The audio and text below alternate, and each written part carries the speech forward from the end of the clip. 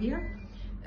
بصراحه حصل لي يعني بعد العمليه مثلا ان انا ضغطي، يعني بعد ما خرجت وروحت حصل لي مثلا ان انا ضغطي وطي او حاجه.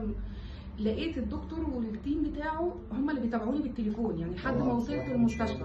لا بصراحه المتابعه ممتازه لدرجه ان يعني قدام المستشفى كان الطريق واقف، الدكاتره المساعدين هم اللي طلعوا خدوني من بره، يعني خدوني من بره وما ما سابونيش خرجت غير لما بقيت كويسه. ويعني بصراحه ربنا يبارك له هو والتيم بتاعه كله وكل المساعدين.